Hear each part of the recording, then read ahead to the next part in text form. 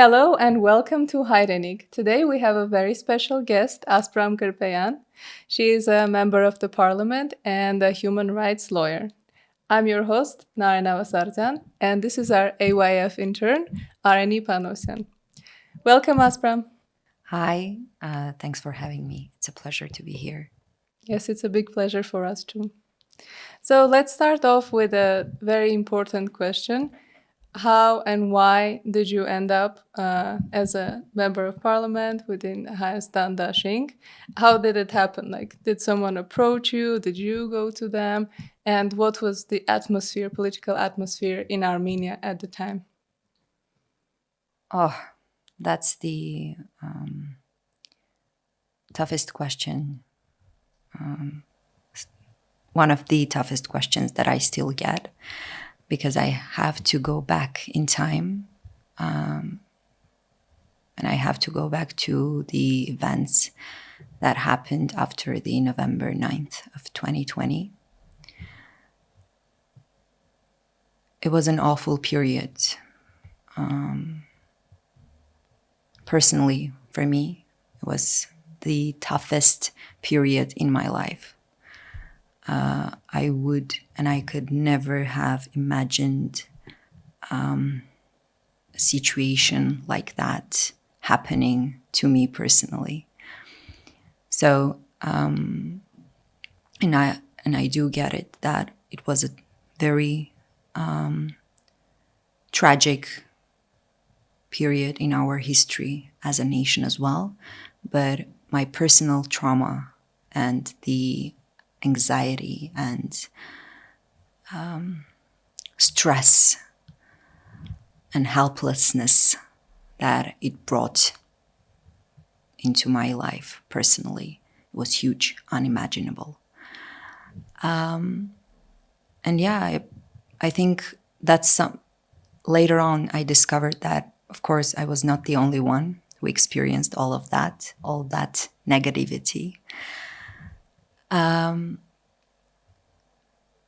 And I do find a blessing in it because I was not the only one who was hurting, feeling the immense pain brought by this occupational government, brought by this traitorous government upon my people and me personally. The loss of Artsakh, because it was not just a piece of land, it was not just a homeland. It was part of and it is part of our identity. And it has always been part of our identity. And it's going to be part of our identity for as long as we live. So that I still remember bits of from that period, because most of it is just a blur.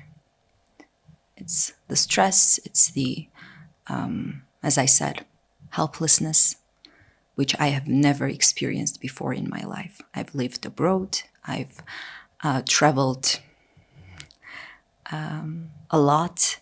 I have never felt helplessness.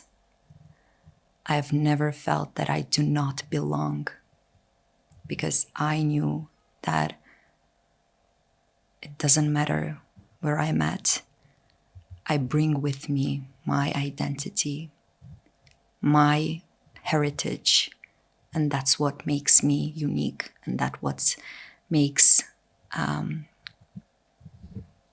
any place a home, because that's what I bring with me. But the realization that, oh, you're in your own country, surrounded by your own people, and that's when, for the first time, you feel helplessness and the feeling of not belonging was very painful.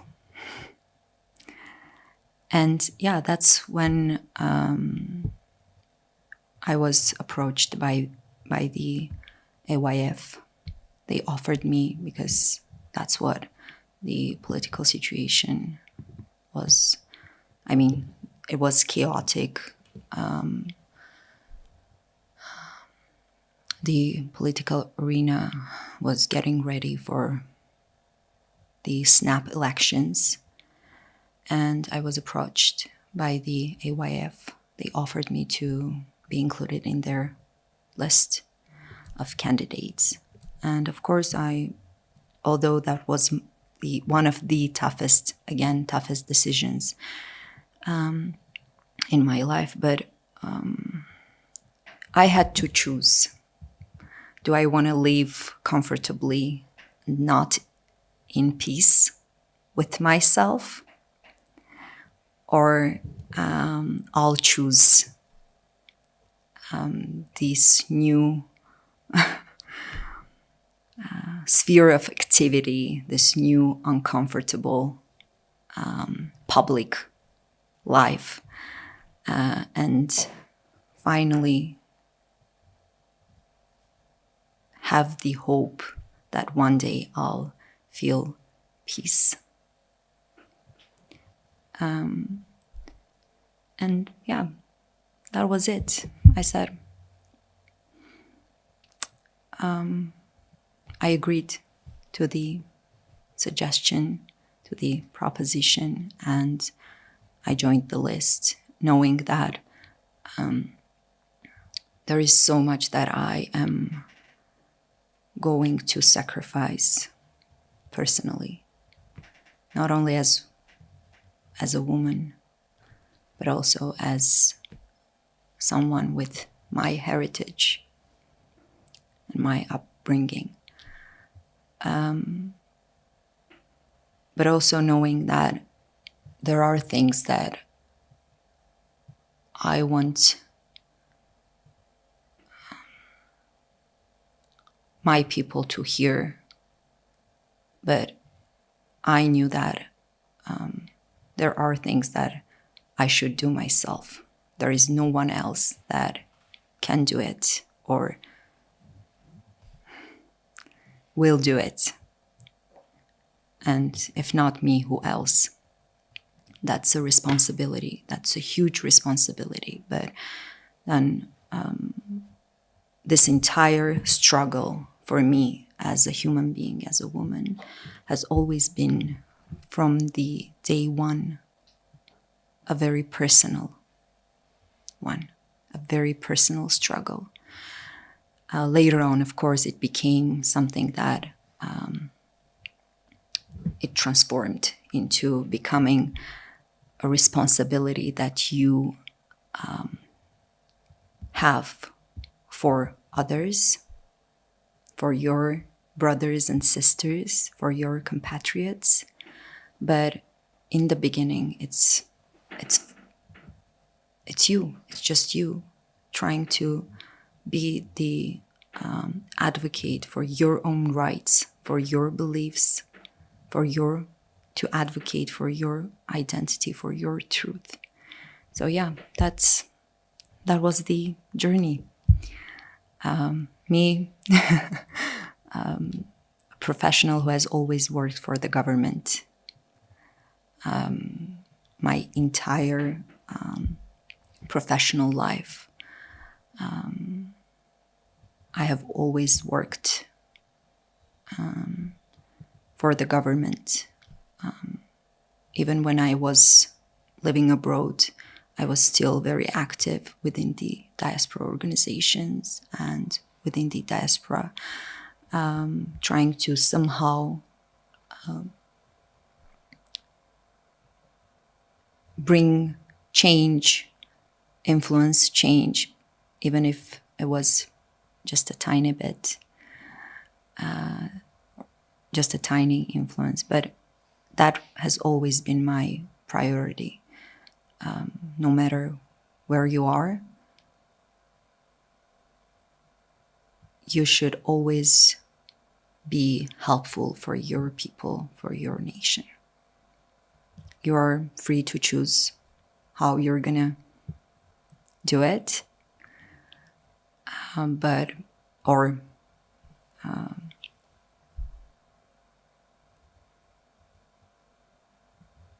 What's gonna be your role in that change. But there has always been something very certain. It should be beneficial for my country, for Armenia, for the Armenian people, and for the Armenian cause. Yeah. And then the elections happened in 2021. And I started my work as an MP in November 2021. That was it. And my life changed in so many ways I could never have imagined. But yeah, that's the short answer to your question. But yeah. So could you explain to our audiences what your role as an MP is, what you do on a day-to-day basis, how the role has changed since from the beginning to now, and just how the situations in Armenia and Artsakh, I guess, have impacted your job and what the day-to-day looks like now? It's not an ordinary job to begin with. Being an MP, especially during this period in our history, and being an opposition MP is not an ordinary task.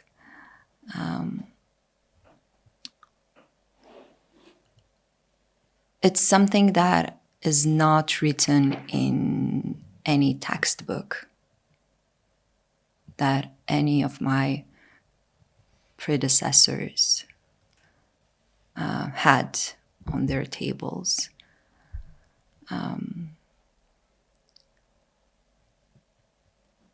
I think we wrote our own textbook during this period. When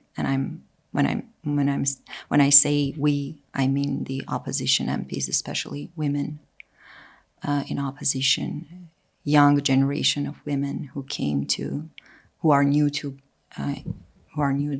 this life and this occupation, who just entered this political arena and are doing their best to be heard to begin with and to be understood. So I think we paved our way. Of course, that road was paved by women who came before us, who were resilient, very strong and dedicated, but none of their experiences were or are the same when you're comparing to the ones that we are having currently. Because it's not normal when you're fighting as an opposition against your own quote unquote your own government, which is not serving your nation's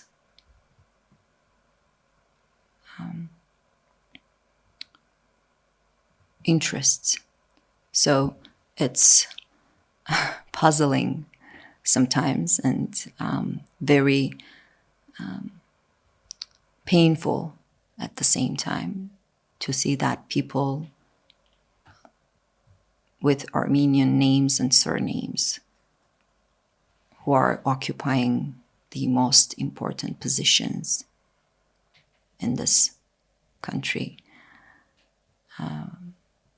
are not doing what they're supposed to be doing as politicians, as leaders. And that's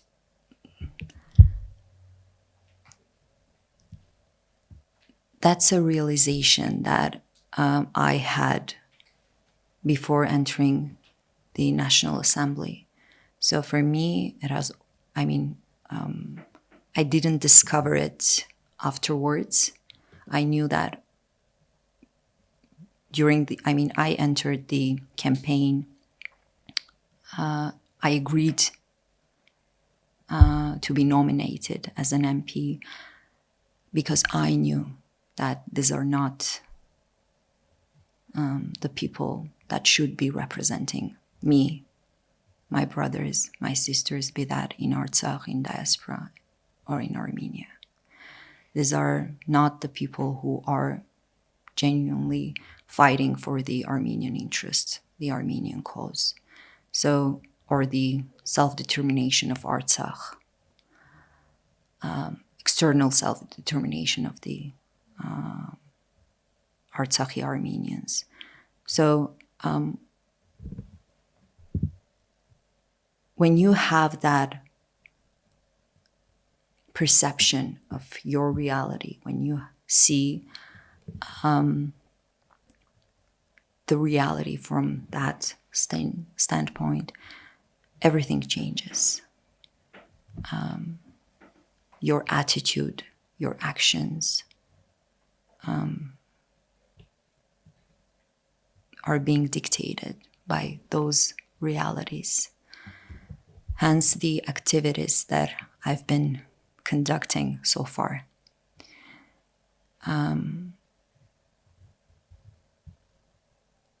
My fight and the mandate that my compatriots gave me personally and my colleagues in opposition, I do consider that mandate to be a mandate for struggle to remove this government from the power. Hence, when you have a mandate for a specific struggle, you become a different kind of politician. And it doesn't matter if you're a woman or a man. It requires dedication, sacrifice, resilience, and faith. Because it's so easy to lose faith when you're constantly overcoming challenges, when you're living in a chaotic environment, when you can't even plan your day because you'll never know what's going to happen. You'll never know where the next explosion going to happen, be that a political one or an actual one that we've experienced, the next tragedy where it's going to happen. So this constant readiness that, we should be ready to react whenever, to be the first one to react and to be helpful, to be everywhere where we're needed, or even where no one waits for us, and to offer the help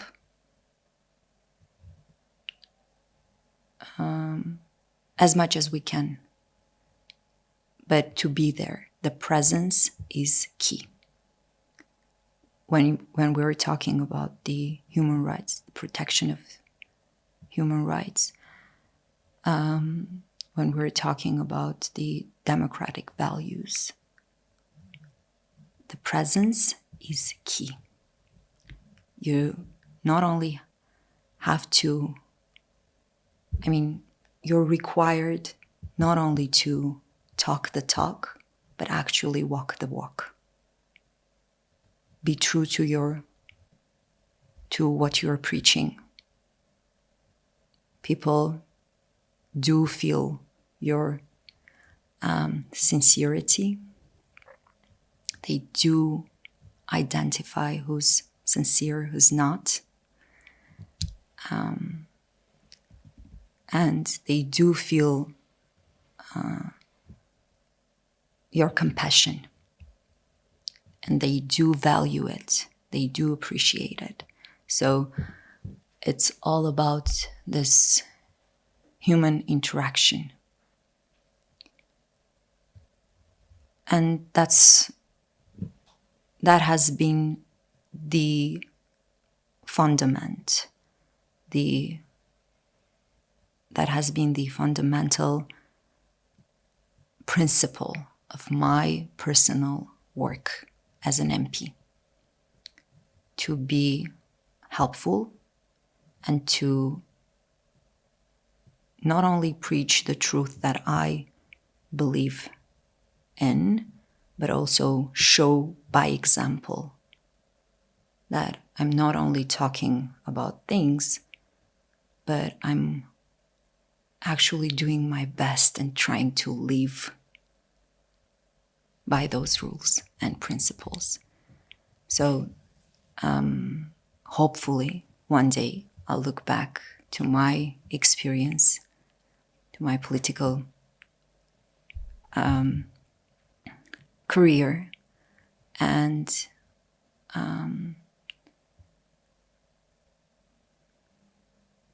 hope and